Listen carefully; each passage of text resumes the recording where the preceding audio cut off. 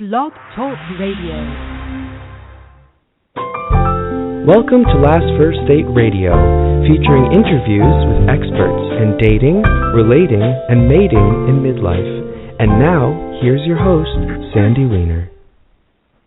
Hello, everybody. I am Sandy Weiner. I'm the founder of LastFirstDate.com, and I am the dating and relationship coach for women over 40 who want to attract and sustain a lasting, loving relationship. We have a great show coming up for you today. I'm going to be speaking with psychotherapist and author Abby Rodman about how to thrive after a midlife divorce, how to get through it, how to thrive. Very high midlife divorce rate, and we're going to be talking all about that. And as a dating coach, it is my mission to help women over 40 recognize and attract a good man and learn the relationship skills that it takes to make love last.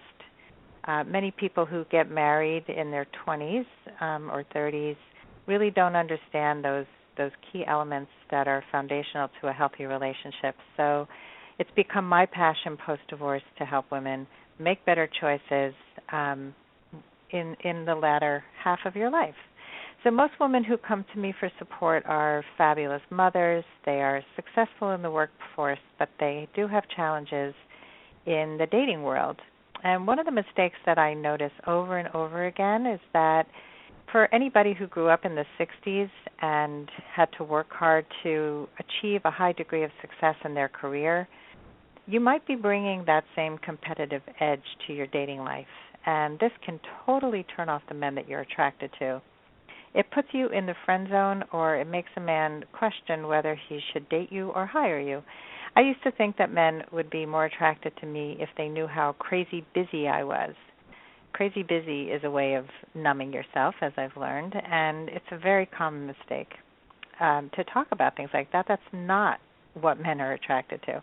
Once you do understand what does not work in dating, you can easily make a few small changes in how you present yourself on dates. These types of mistakes can really sabotage your dating success. And the problem is that it's hard to see your dating behavior when you're up close and too close to the situation. So I would love for you to find a loving relationship, and that's why I created a free report where I explain the top 3 mistakes that midlife daters make and how you can turn them around to find lasting love. It's my gift to you. And so if you want your copy, all you have to do is go to lastfirstdate.com, that's lastfirstdate.com, and sign up on my homepage. I want to help you go on your last first date. Today's show is sponsored by Audible.com. They're a leading provider of spoken audio entertainment and information. You can listen to audiobooks whenever and wherever you like. Get a free book when you sign up for your free 30-day trial at audibletrial.com/lastfirstdate. That's audibletrial.com/lastfirstdate. And now I'd like to introduce my guest. Abby Rodman is a psychotherapist, a relationship expert, author, and speaker, and she's renowned for her focus on midlife dating, marriage, and divorce. She has appeared on the Today Show, HuffPost Live, and is regularly sought out by print, broadcast, and online media outlets for her expertise on relationship issues. She's the author of 2 books, Should You Marry Him? And Without This Ring, A Woman's Guide to Successfully Living Through and Beyond Midlife Divorce. And this book just hit the Amazon bestseller list and was number 1. So congratulations, Abby, and welcome to the show. Thanks so much, Sandy. I'm really excited to be here. I'm excited to have you. And you're speaking about a topic that's near and dear to my heart as a divorced woman who divorced in my 50s. And I've really enjoyed reading your writing, both on the Huffington Post and in your book. And you reveal in a Huffington Post article that you recently wrote the real reason that over half of women say they divorced in midlife. And wasn't really a big surprise to me, but if you can talk about what that reason was, and that would be a great way to start. Sure. I have to say that it did surprise me because I wasn't expecting that the number one answer for why women chose to divorce in midlife was that they were emotionally or psychologically abused by their partners.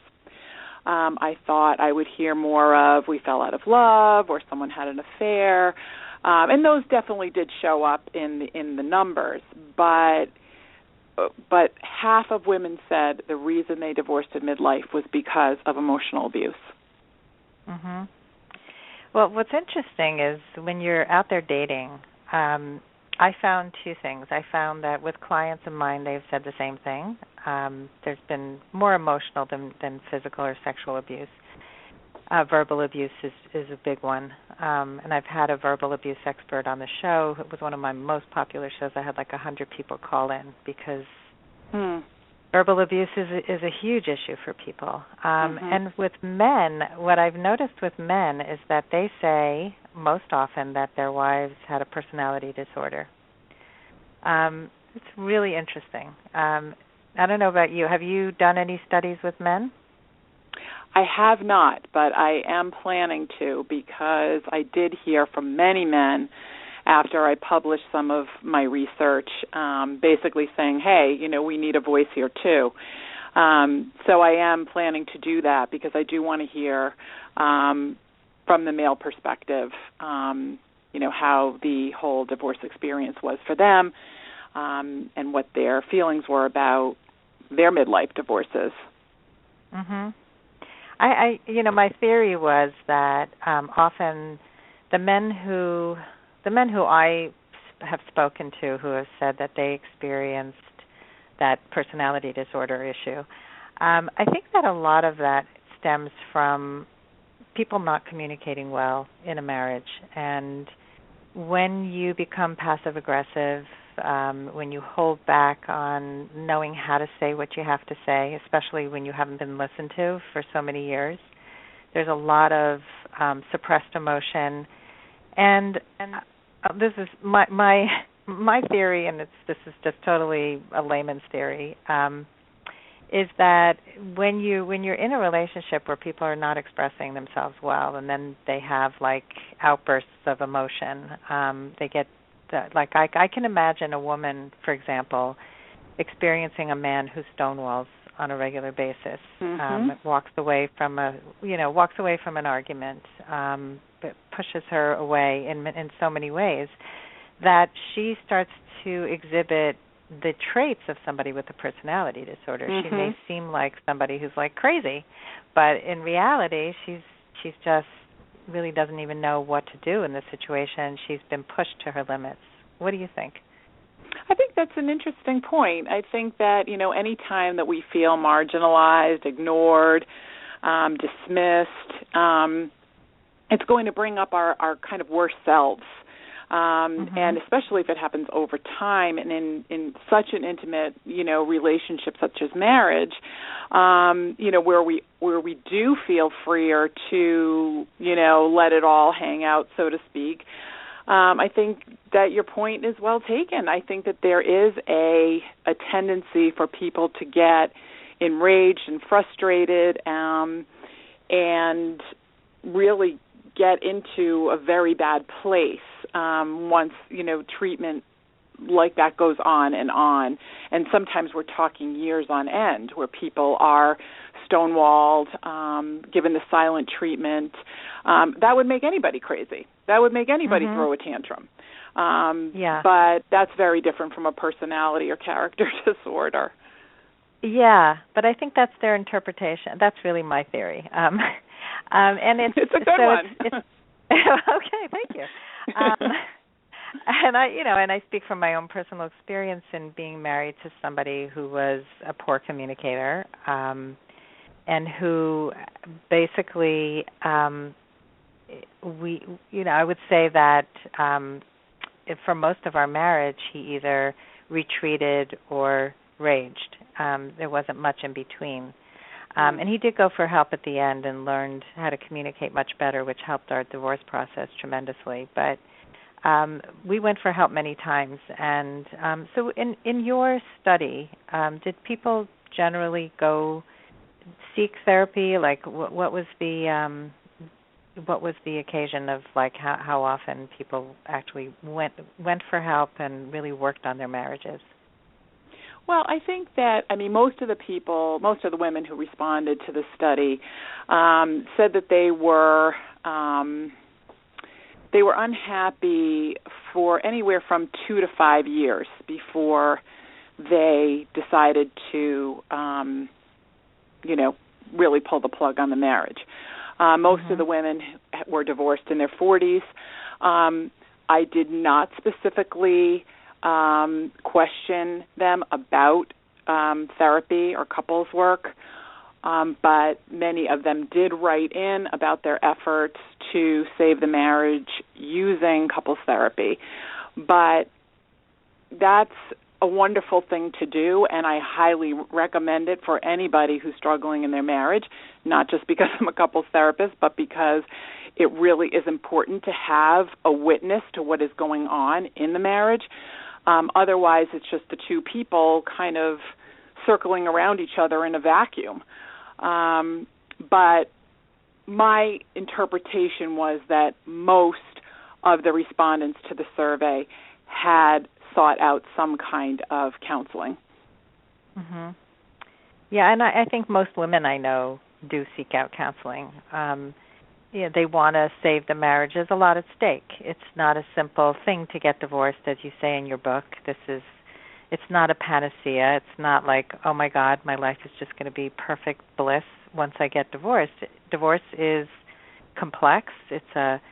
There's a mourning that takes place when any marriage ends, whether it was good or bad. So I think that there's some elements missing in how therapy is done, and that's a whole other conversation. But so in your therapy, because you work with couples, what is your focus? Like, how do you, what do you do that you think is the most successful in helping couples? Well, I think the only thing that couples therapists can do is help people communicate. Because as you said earlier, that, a lot of or most of the issues in marriages that are failing come from the fact that these are two people who never learned to communicate effectively, never learned how to express themselves to each other, never felt heard by each other. And as the years go on, these things just grind away at the core of the marriage. And so when I work with couples, what I try to focus on is relearning how to hear your partner, relearning how to communicate, how to make yourself heard, how to express yourself in a way that your spouse can understand. Because we do have to figure out, we do have to consider our audience.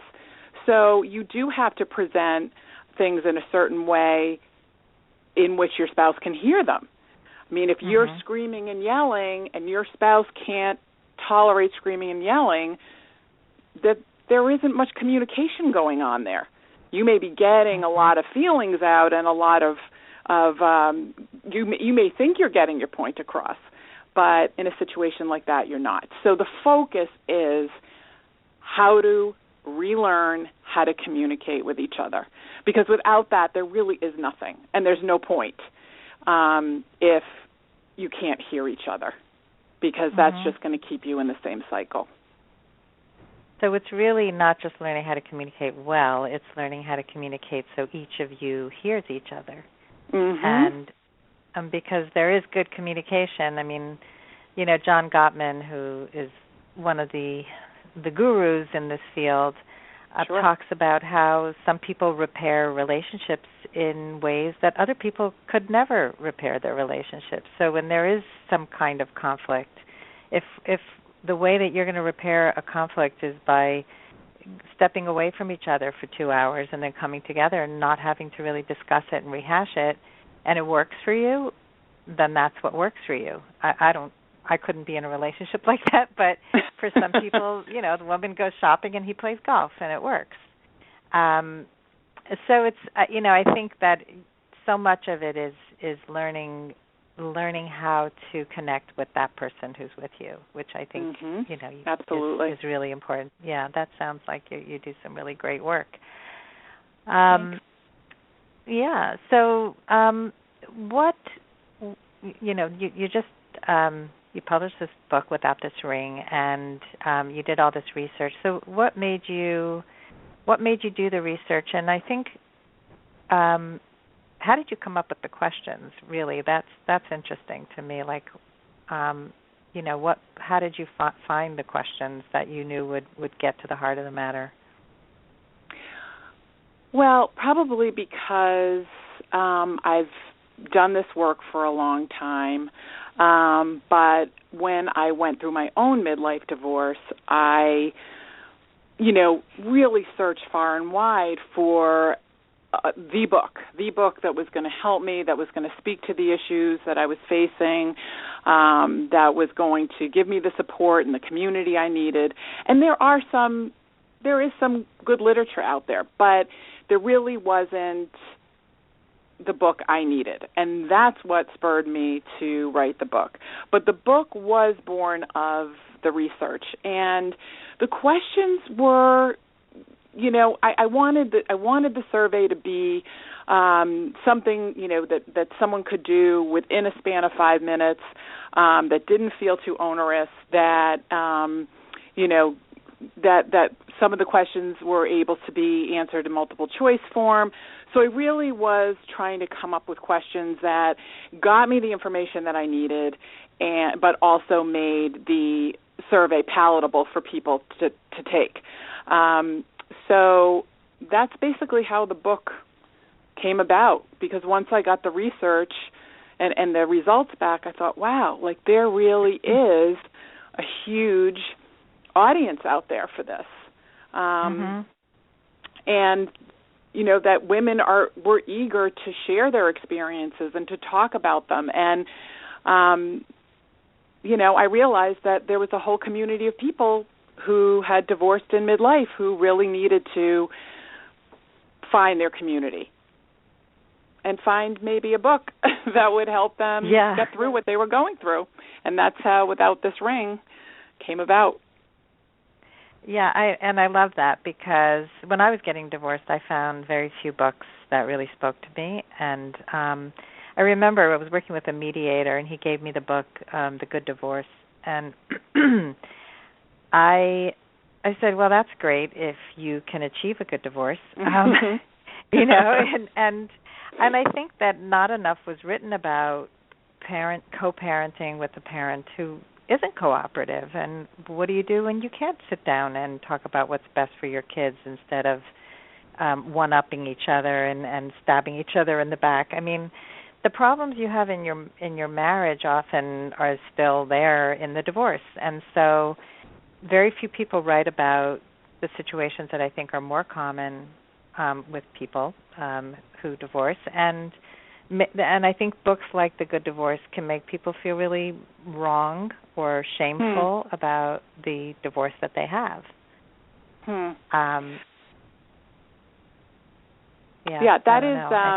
That was exactly what I didn't want to do in this book.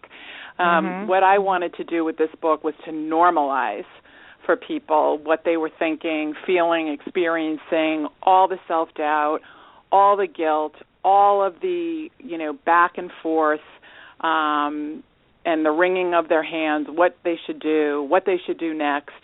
That was really the goal. The goal was to say to people, look, we're all kind of on this same trajectory, and this is what it looks like, and this is what it feels like, and you're okay. You are okay now, and you're going to be even more okay when this is over and done. Yeah, and I think you've done a very good job of that. And I also like that you are very transparent in the book from the beginning about your own experience. And as a therapist, there is that fine line that you walk, and you bring up your own therapist and how you didn't know she was going through a divorce, that she had gone through a divorce and that she was happily remarried, and how that would have helped you at the time to know that. And, I think, again, that speaks to just validating the experience and normalizing it and being able to feel that there's somebody you can relate to. So, I mean, what do you think it would have changed your experience had she been open with you about her divorce? I think so. However, it wasn't her responsibility to share her personal experiences with me. And in fact, even though I am very much out there in one way, writing about divorce, writing about my own experiences, etc., in the milieu of my therapy office, I do not talk about myself and I do not talk about my experiences. So my clients may know that information is out there, but they can pick and choose whether they want to, read my articles or my books and learn more about me. That is up to them. But I think at the time, and in the story you're referring to from the book, I was a very, very young bride and very confused and very unsure. I didn't even realize what was happening, in a sense. And I think if this woman who, appeared to me to have it all together had said, look, I got divorced when I was young too, you're going to be okay, I think that would have gone a long way at the time. But that didn't happen, and that certainly wasn't her fault that the marriage continued longer than it should have. Certainly. Yeah, no, I didn't sense any blame at all. In fact, you do say that it wasn't her responsibility in the book. But I think 25 years old is really young, and we don't really understand what divorce would look like and how we would support ourselves, our family, and I had a similar experience in that I knew right away that things were really not okay, but I didn't really understand what not okay really meant in terms of bottom line.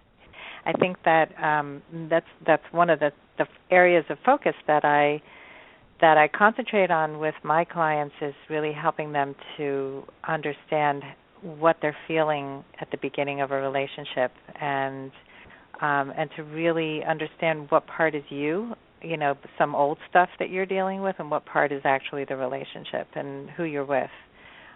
What parts can be worked on, what parts are absolutely character traits that will not change no matter what you do. And you do write about how, some people are trying to lose weight in order to please their spouse and do all these things to jump through hoops to make the relationship work when it really can't.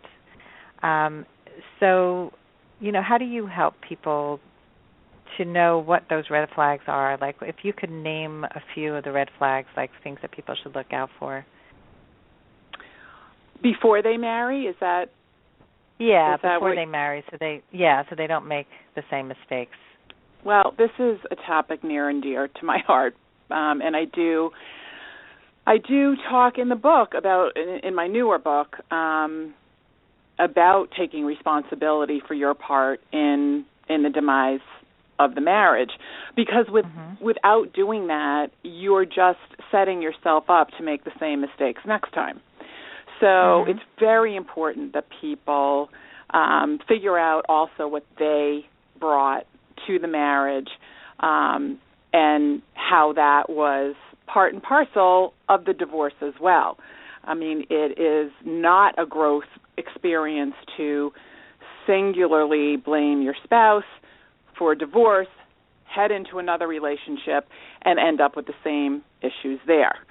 So that is what a lot of my work is around really knowing yourself, knowing what you need, knowing where your sore spots are, and, trying to figure out who would be an optimal partner. Certainly women who have gone through divorce have a lot of very valid complaints about their exes. But if we stay stuck in that place where we don't look at ourselves and we just continue to blame our exes for what happened in the marriage, we're just on a stationary bike as far as relationships go. So I'm not sure I'm answering your question, but I am going to get to the red flag. So the red flags are obviously control issues. Is the person you're thinking about marrying, are they trying to control your life or change your life in major ways? Are you, in order for the relationship to proceed? So it's never good when one partner says to the other, look, if you don't do this for this relationship, then we can't be together. And that's never a healthy place for a relationship to start. So you have to think about, everybody has to make compromises, but at the same time you have to really weigh what those compromises are and what's being asked of you. Very simply put, another red flag is, are you attracted to this person? Do you like having sex with them? Do you like being close to them? Do you like kissing them? If you do not like any of these things during the courtship phase, then you're really heading for trouble, because these things don't get better, they get worse over time. I think that there are so many issues. Making a contract around the rules for your marriage. What are the rules? Every couple has rules. And if you know what those rules are and you identify them, then you're going to set yourself up, I think, for more success later on. So there's no misunderstanding about what's expected of each partner and how they expect to be treated. So that was a long-winded answer. No, it's good. We could talk about this topic for the next hour. Definitely. It's such an important one, and control issues can show up in so many different ways. And I just got off the phone with a friend who has marriage issues. She's in therapy, and her husband is finally in his own therapy. And really, the core issues are that he expects her to show her love through sex, really, through sex and intimacy, and he's constantly asking for reassurance that she loves him. And she wants him to show that he's a true partner, that he's appreciative of the things that she does, and that he seems to not really value the things that she contributes to the marriage. And so they both really are missing really important parts, and I think that he's expecting her also to fill voids that he has in his life that he's never worked on. And so there's a neediness there that repels her. And so it's a tough situation. And to me, there's a form of control also when you expect somebody to fill your needs and get angry at them when they don't, or get sulky and withdrawn, or say, well, you're just going to leave me, instead of saying, okay, what can I do to make this better? It's very tough, because she's not ready to walk. I think that's another red flag, is if you're looking to someone else to what I call fill in your blanks, then you have work to do on yourself. It sounds like this is the issue with the gentleman you're talking about, is that he has work to do on himself. You cannot look to someone else to make your life complete. And that's, I think, a fairy tale version of marriage, that, you're going to meet the prince or princess charming, and they are going to now miraculously complete your life, fill in all the blanks, and now you can be satisfied and whole. And that just isn't the way it works. But a lot of people get married thinking that that's going to happen, and it leads to a lot of problems. Yeah, and especially when we're younger, I think, when we don't know ourselves as well. And if there's one thing I love about being this age, it's that if you do learn from the problems that you've had, you are so much better, and you have much more wisdom, and you're dating in a way that you probably have never dated in your life. You know, you can communicate your needs better because you know what they are. Not true for everybody, but if you have done the inner work, and you meet somebody who is independent and really knows themselves as well and likes themselves, you have a really good chance at being able to have a wonderful relationship in midlife. So I think, you know, there's definitely a lot of gifts in being able to be out in the dating world again after a divorce if you do the inner work. Absolutely. I mean, and I think that comes with midlife, hopefully, is that we get to a point where we can identify, the areas we need to work on, and we can also identify shortcomings in potential partners as well. There's, very much the thrust of Without This Ring is personal responsibility. And, initially when you're going through a divorce, people don't always want to hear that, well, let's take a look at you, because it's too difficult and it's too painful. But as I said, that there's no moving forward, there's no growth, and none of this will happen, no matter what your age, until you're able to take a look at yourself and figure out what's going on with you and what you might want to work on in your next relationship.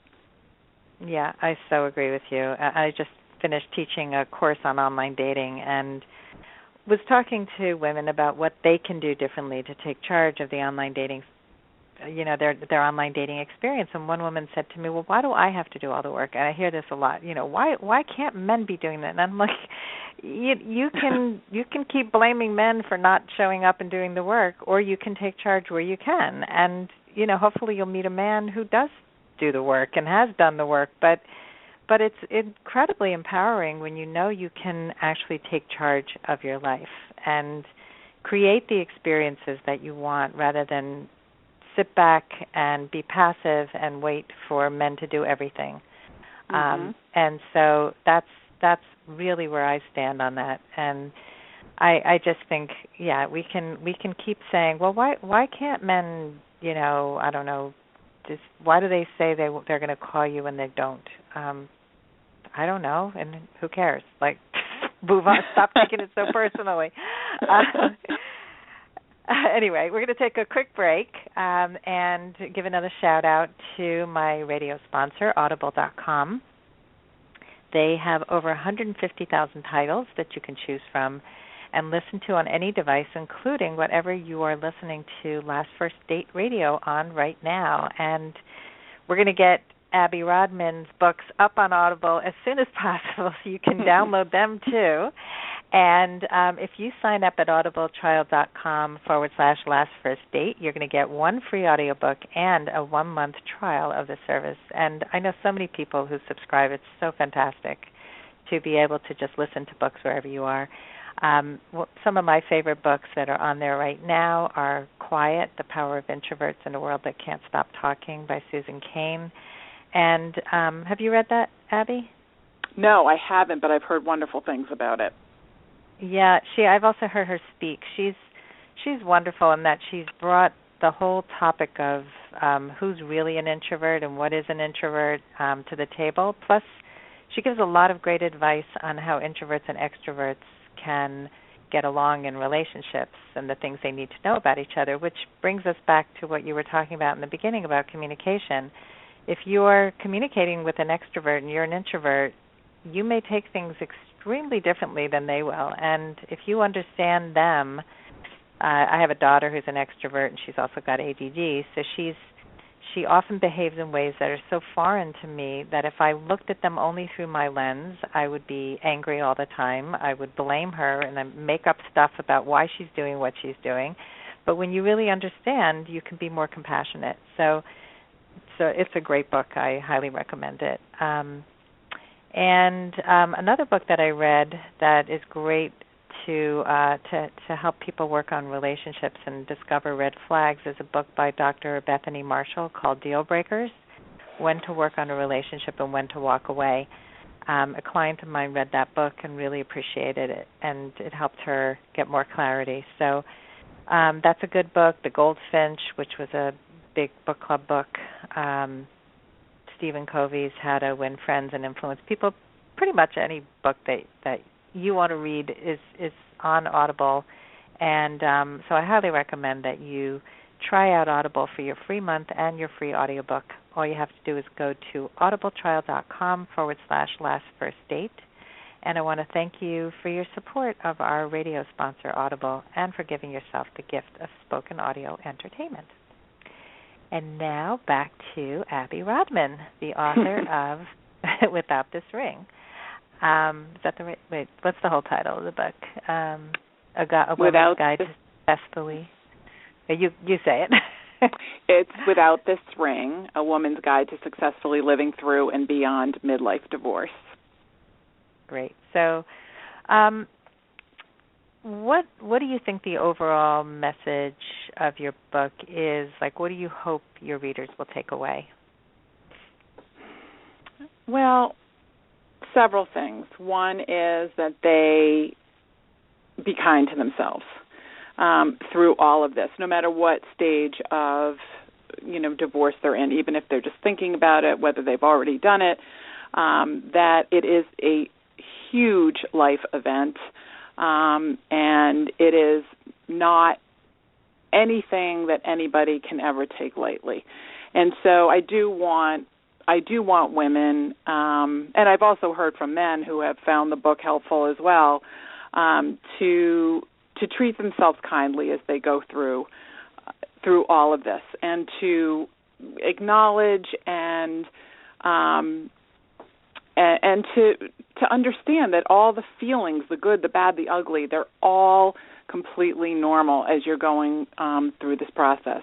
And there's anger, and there's bitterness, and there's rage, and there's misunderstanding, and it will be over. That is the thing that I really want, people to know, is that they can make a choice to, move beyond divorce. Divorce is the end of your marriage. It's not the end of your life.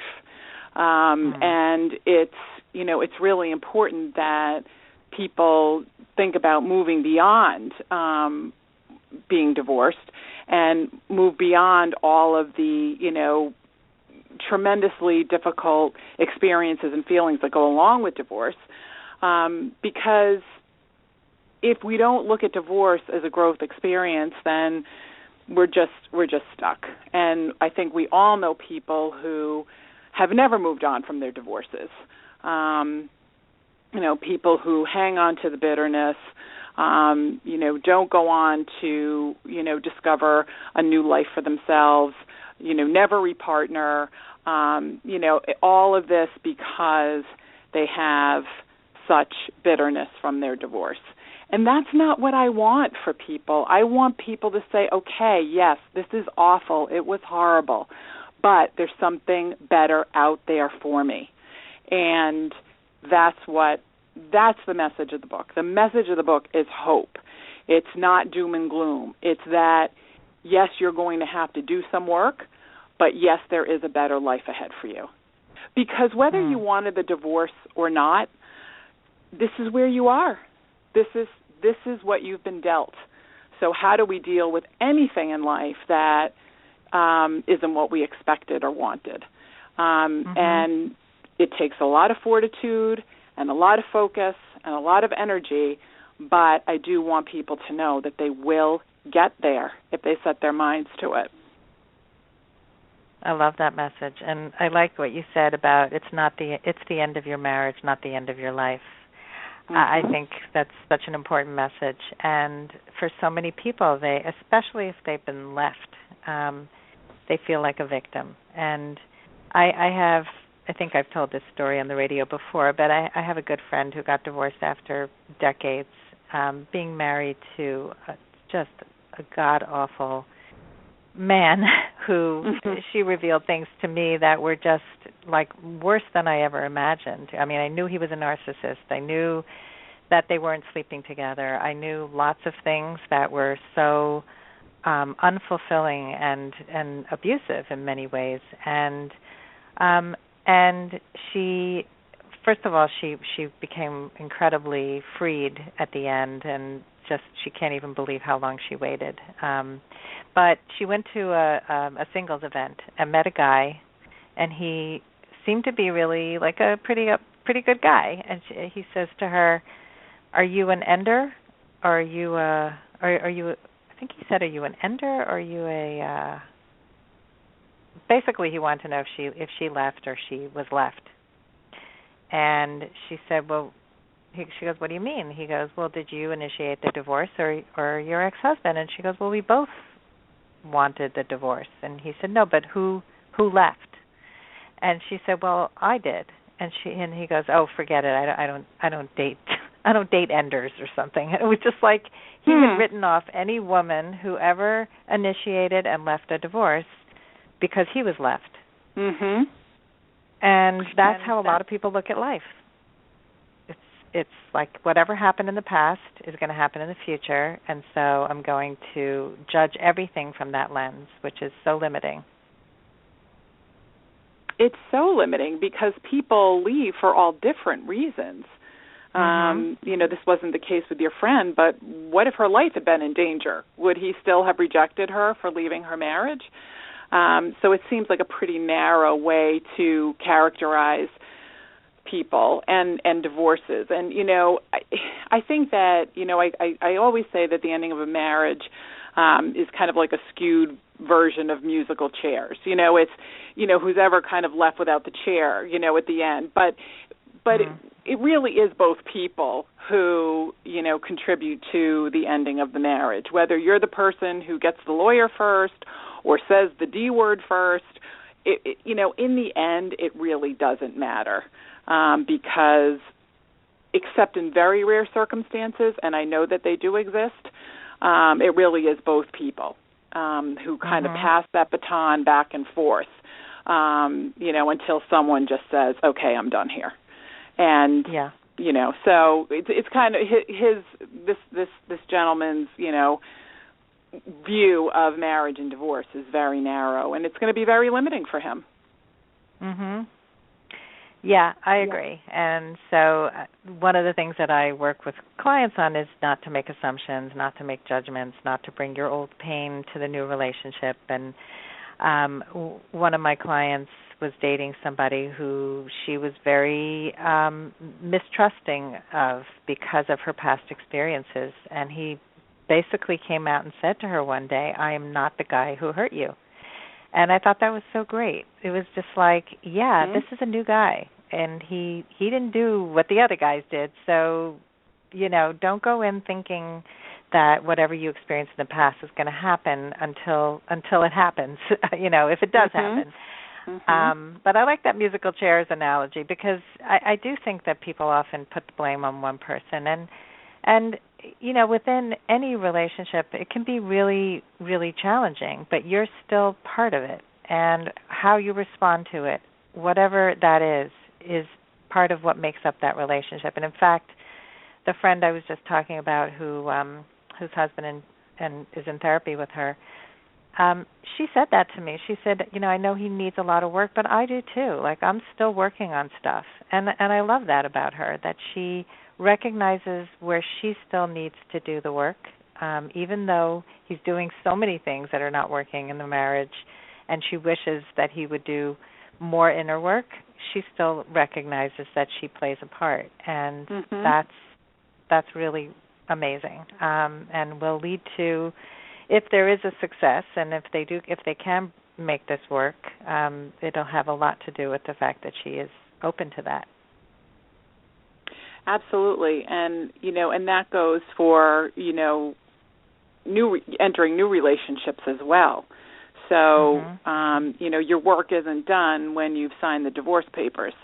That's really just the beginning, because now you're, in a sense, you've now given birth to this new life, and how are you going to treat it? How are you going to raise it? How are you going to make it the best new life that it can be? And the other thing that, people need to be careful of is jumping into another relationship which they think will heal them from whatever has just happened in the marriage, and the new person will help set right all the bad things that were perpetrated in the marriage. And that's a really, really dangerous set of expectations, because no relationship is going to be perfect. And if you also pile on these requirements for another person, then you're really just living out or playing out your divorce in a new relationship. And that's not fair to the other person. I mean, it's not healthy for you, and it's not fair to the other person either. Mm-hmm. So, you have to really get good. You've got to get good with your role, what you brought, your childhood wounds, all the things, all the mess that we all have and we all bring to our relationships. You've got to get good with it. That's what has to be done before you go into that next relationship. I'm sure you do a lot of work with your clients around this, Sandy. Absolutely, and I was supposed to work with a client starting the beginning of January who was trying to really improve the relationship she'd been in for 5 years, and she realized, I think like the first week of January, that there was no way that she could ever make this relationship work. He basically was never going to be the kind of guy that she needed, and she came to that realization. And then she came to the realization through listening to a telesummit that I had been in part of. I'm not sure if you might have been part of that one too. Were you recently part of a? No. Oh no. Okay. Anyway, she realized how much damage she had, and that she really needed to start from her inner process. And so she and I have been speaking about how I could help her with that, and we're going to start working hopefully soon on just forget about dating for now and really focus on all of that, because that is so essential. And that's actually the work I love most, because when you can get somebody to really love themselves, to know their boundaries, to know how to communicate their needs, express themselves well, it just affects every single aspect of your life, from your friendships to your job to your, significant others to come. And so I'm glad we're on the same page there. And I also think we might have been on the same panel on Huffington Post Live. I don't know if we were. I wanted to look this up, but I didn't have a chance. I spoke about gray divorce on a HuffPost Live segment probably about a year ago. I don't know. Were you on? No, I wasn't. Okay.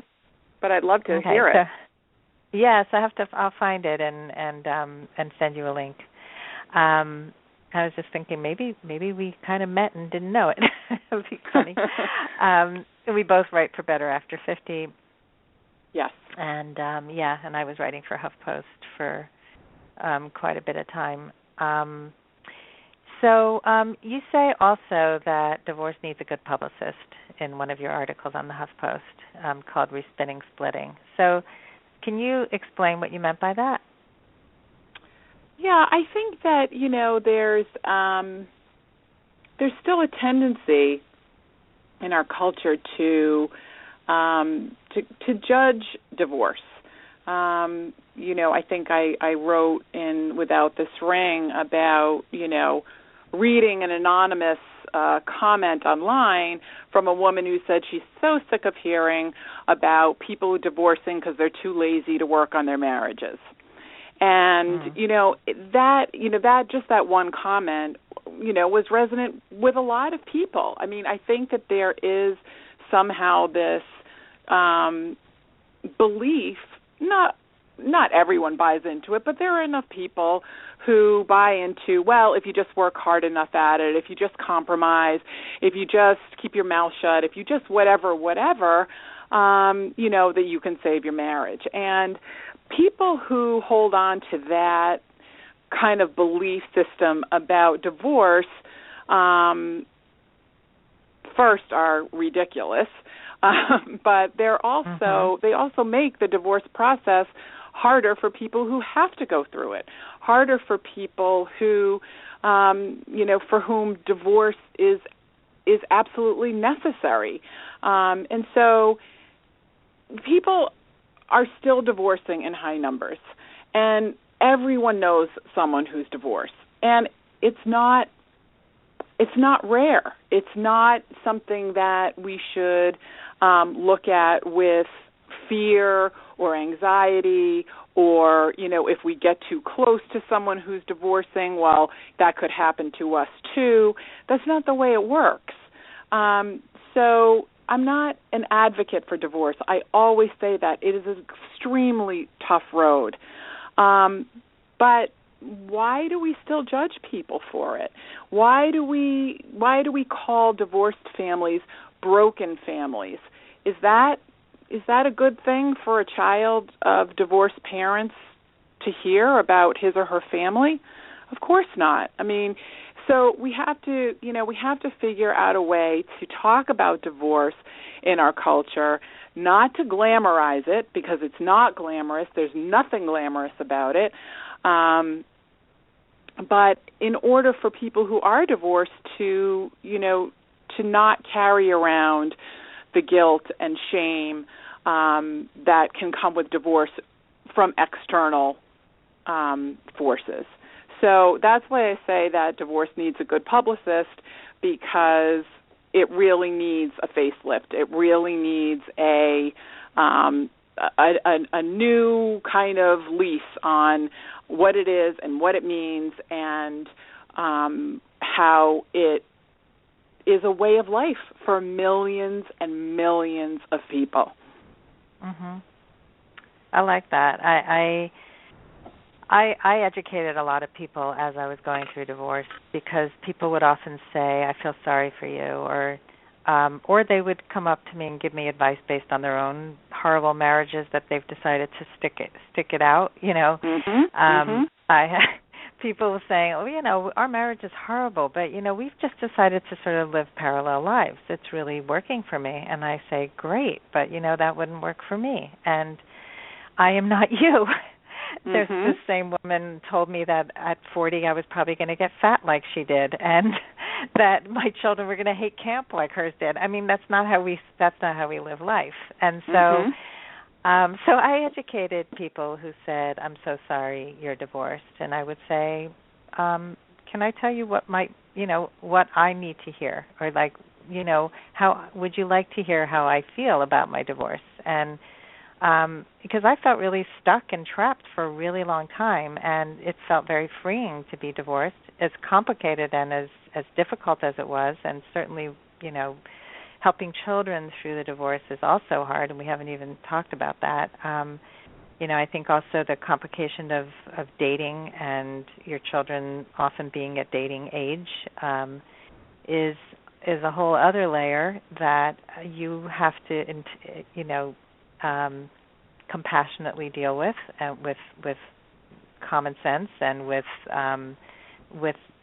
a lot of compassion for your children. And so it's many things. Your children can be very traumatized by divorce, or they can look at you and say, "What took you so long?" And that happens more often than most people realize. That was my biggest fear of what would happen to my children, and I think that's many people's biggest fears. And I had a lawyer who I consulted probably, I'd say 7 years before I actually got divorced, when I couldn't take it anymore. And I spoke to her, and she said to me, if you can stick it out until your youngest is out of high school, then I advise you to do that, because divorce it wreaks havoc on children, and you will be doing your children such a disservice. And she freaked me out. And then and then I just got to a point where I said, I don't care what she said, I can't live like this anymore. And I contacted her, and I said, that was really terrible advice that you gave me, and I just want you to know. Good for you. Yeah, and she's now became a mediator I think she gets it now, but she had witnessed like the most awful divorces with terrible custody cases, and just it's like with a doctor who sees the worst case scenario with breast cancer, for example, and you get a diagnosis, they want you to immediately have a double mastectomy because they've seen the worst case scenario. That doesn't mean it's going to happen to you. That doesn't mean every case is the same, and you do have to do what's best for you in the end.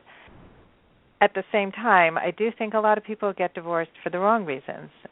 So can we talk for a few minutes about that? Like why, in your opinion, like some of the wrong reasons that people get divorced? That's a really, really good question. I think that wrong reasons to get divorced are thinking about it during a rough patch. All couples go through rough patches, dry patches, disconnected patches, even in good relationships. And so to kind of act on ending your marriage when, this is something you might want to ride the wave of, is a big mistake.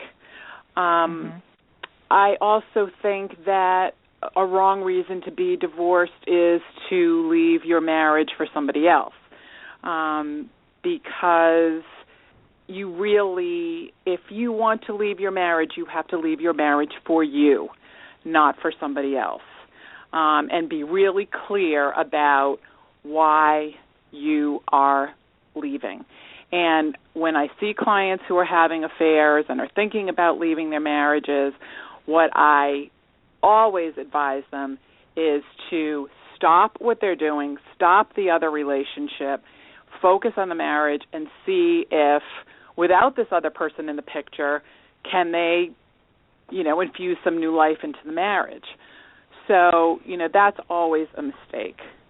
Allowing outside pressures to push you toward divorce. Your parents don't like your partner, or your or you have, external pressures from other places. You really have to hunker down and, look at the marriage as your fortress and try to figure out how you can fix whatever is not working. Because divorce is life-changing, and you cannot enter it lightly, because it will shake up your life on every conceivable level, and you better be really sure that this is what you want, because if you're not 100% sure, then, and nobody gets to 100% because it's not that kind of decision, but you better be pretty close to that before you pull the plug on your marriage, because your life is about to change exponentially. And so those are the times I think that it's not a good idea to end the marriage.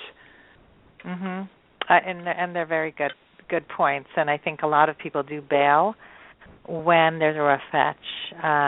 There's tons of affairs, and people continue to stay married and have affairs with many people. And you bring up a case in your book about someone who felt guilty because she felt that she wasn't such a good partner either. So how could she, really make her marriage work? It's complex. There's so much more to say, and this has been a very informative hour. I really appreciate you being on the show. So if you can just give a shout out to whatever you'd like our audience to know about how to get in touch with you, and any parting words that you'd like to leave our audience with would be very appreciated.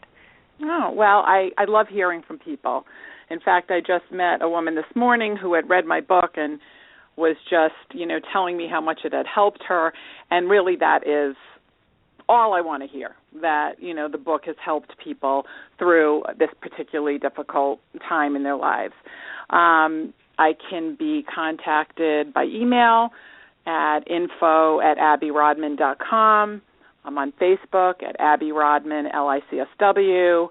I'm on Twitter at Abby Rodman, and I really love to get feedback and get ideas about what people are thinking about. especially when they're things that I haven't thought of, and readers and audience members are great for that stuff. I have an ebook that is being published in the next few weeks on a similar topic. It's called From Bitter to Better, 7 Steps to Surviving the Divorce You Didn't Want. So that will hopefully resonate with people who've gotten divorced or getting divorced, and it's one they really don't want, but it's really words of hope on how to move on from a situation that you really, really didn't want to be a part of in the first place. So I know that's a lot, but I hope it's helpful to people, and I really appreciate you having me on the show, Sandy. My pleasure, Abby. Thank you so much. And everybody should reach out and contact you for more information. And thank you all for listening in today, and I hope you go on your last first date very soon. Have a great day. Bye-bye.